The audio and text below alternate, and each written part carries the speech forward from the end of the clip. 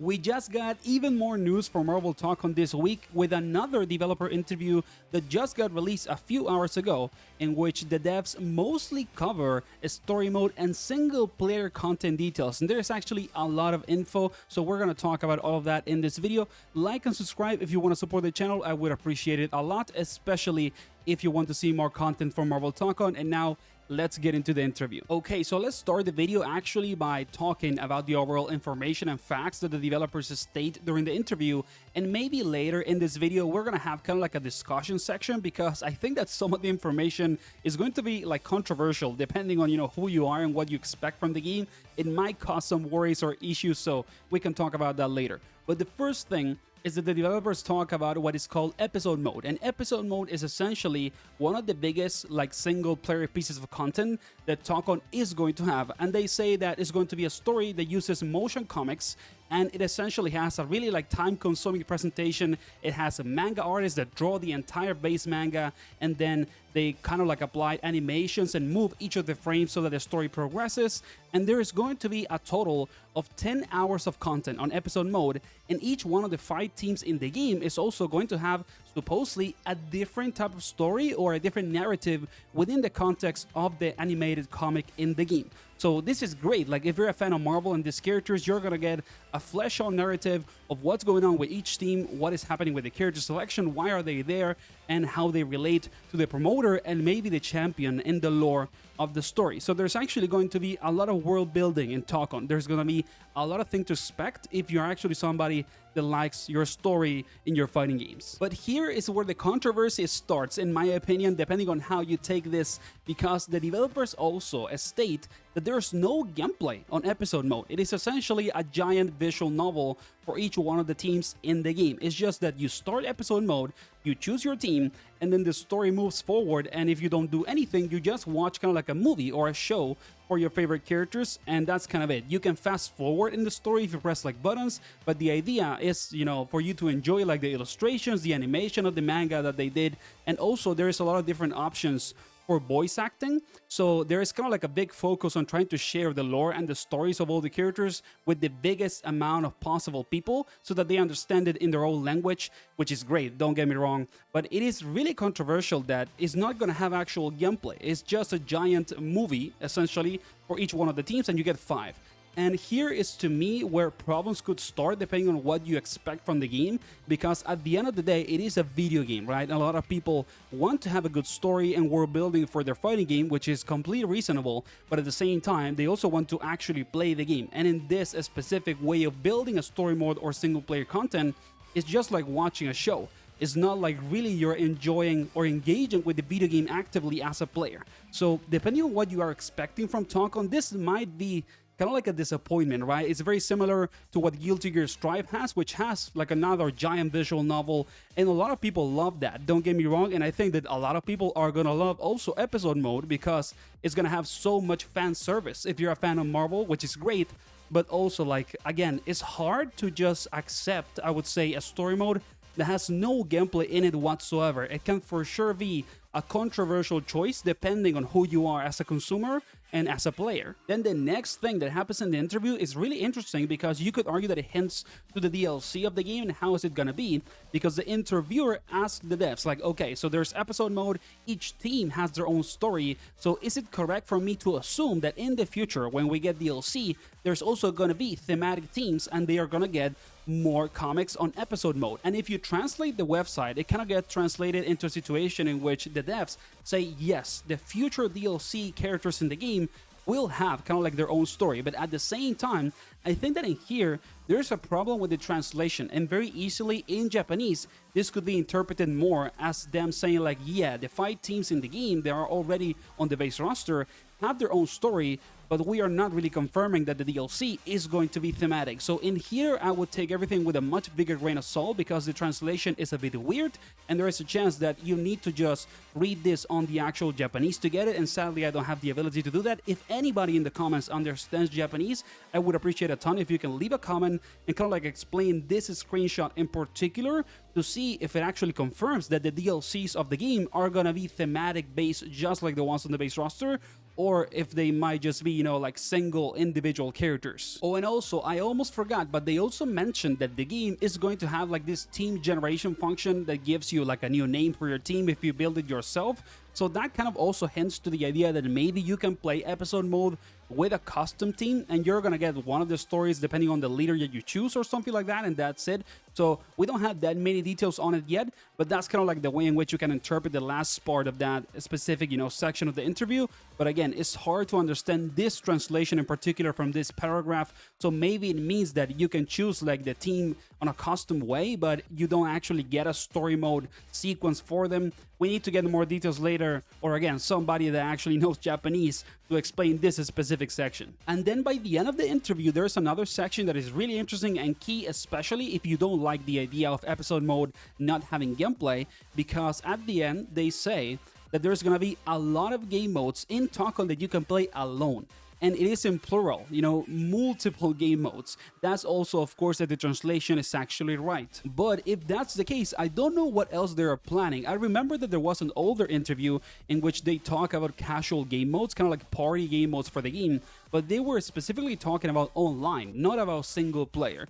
So maybe this is a hint that there's gonna be more than just episode mode, and the game might actually have, episode mode, probably arcade, like the classic arcade finishing, for each character and whatever, and then maybe something else. Like, for example, I remember that Granblue has this sort of like hack and slash mode. I can't really say what it is, but I remember that it has extra single player content that is not the story mode. So maybe that's gonna be the case for Tōkon as well, and it would be amazing like if we get some sort of like a side single player game that is not only the episode mode or arcade for Tōkon. It would be really cool because you have a big opportunity when you have access to characters from Marvel. They are so popular, and to create something really cool outside of the overall classic like fighting game gameplay loop. So if you have a chance to have that kind of like rich, deep feature content in the game that has a lot of options for single player, you're probably gonna attract a much bigger audience. So hopefully when they say that there's a lot of game modes that you can play alone, it means more than just episode mode and classic arcade. Okay, so now let's actually discuss and debate the fact that episode mode is not going to have any sort of gameplay at all, because like I said at the start, it's probably a controversial reveal, for the game and for the single player content of Tōkon. When you think about it, a 10-hour single player piece of content for a fighting game is actually a lot. Like, it's not that small, even if you think that it's super small. That's not the case. Like, even if people have been kind of like spoiled by open world games that have 100, 200 hours of content, most of the time single player games don't go over the 20-hour mark when it comes to their actual content that is base level and not like post game and more deep interaction with the actual single player experience. For example, 007 First Light is gonna come out very soon, which is a James Bond action game, right? And that game, the developers said that it's gonna have around 20 hours of single player content, and that is a full-on $70 like AAA video game launch. And you have Tōkon with episode mode that has 10 hours of full content from story. And I just don't understand why you would do such a big amount of work, because obviously the amount of work and budget behind episode mode is gigantic, and don't add any gameplay to it. I'm actually very surprised that they're taking this route and kind of like imitating what they did with Strive, when you can actually kind of like use it as an excuse for people to engage with the gameplay of the game first and gamify the tutorial, right? You can put people in the story mode, add some sequences to teach people how to play the game while they interact with the story, and then they jump into the other game modes a little bit more prepared, and they feel like they actually understand the game at the first layer of the gameplay. So I think that, in my opinion, it is a lost opportunity. They could add gameplay in between the story mode sequences and the cinematics, like what NRS does with Mortal Kombat, right? At the end of the day, for example, a lot of people play Mortal Kombat mostly for the story and the cinematics, and they love it, but there is gameplay in between, and people engage with the gameplay of Mortal Kombat and its world building and the characters in the series through the story mode by playing, not only by watching the overall cinematics. So I'm just actually surprised that they took this route when they have such like a big project, and they could have just mixed the full-on super detailed story mode with actual gameplay. I also want to clarify though, so that people don't get wrong like my opinion or what I'm talking about, because the overall experience with episode mode, even if you don't play it, is probably gonna be insanely cool. Like, if you're actually a fan of these characters, you like a story, you know, and world building, it's gonna be insanely cool, and it has a ton of fan service. The fact that you can just watch like one of the teams for 2 hours and what happens with them in the story.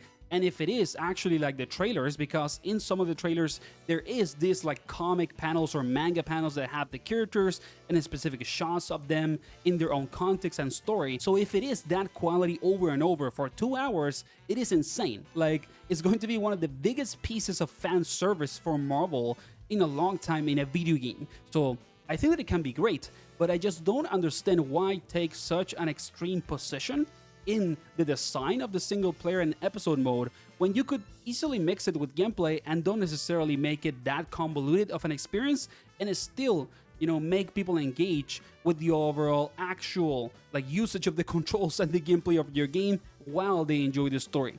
I just don't agree necessarily with the more extreme take on actually just watching the story and that's it and not playing at all. But I do believe that it can still be very successful. Like, for example, the visual novel or the movie, whatever way you want to call it, that Strive has, is one of the most successful pieces of content that the game has in itself for a more casual audience. Like, if you go to YouTube and check the Guilty Gear Strive like cinematic, it is actually very popular. So it is not like it's gonna perform bad. I think that it's gonna do well anyway, and a lot of people are gonna love it. I just think that it is kind of like a lost opportunity to introduce people to the genre and to fighting games in itself within the context of that story mode experience. Now, obviously, if there's gonna be other single player game modes and they are good, they're very cool, then I wouldn't worry at all. Like, if we have something like episode mode, then arcade endings and things like that, and more, if there is something else like a roguelike or hack and slash or whatever, then the game is goated. I'm gonna tell you right away, if that is the case and the game has even more single player content, it has the casual and rank like net play that is necessary with good rollback, and then on top of that, maybe it has some online party modes, this game is gonna be legendary if that's the case. Like, it's gonna be packed with content and things to do, but we need more details for that. So I just want to, you know, take everything with kind of like a neutral position. I'm giving, you know, my personal perspective on it, but of course I'm more than open to wait and see what happens. Also because I trust ArcSys when it comes to developing a game. Like, over the last decade, they have been one of the most successful developers when it comes to the fighting game genre, and they have grown so much that I actually believe that they can get a big like home run with this game and get another fighting game that is insanely successful, like the case of Dragon Ball FighterZ, right? So it's not like I'm necessarily against what they are doing. I just don't agree with the idea of isolating the story mode experience that much from actually playing the game, but we will see what happens later with the overall experience. How does it do? And maybe it is just so cool that we don't even care that we're not playing the game at all. So yeah, you know, let me know in the comments what you guys think. Like and subscribe if you want to support the channel and see more content from Marvel Tōkon. Thanks a lot for the support. And here you have another video that I did, actually creating a full roadmap for the different events in which we could get announcements for Tōkon all the way until launch. So maybe check that video if you want to see more Tōkon content, and see you on the next one. Take care.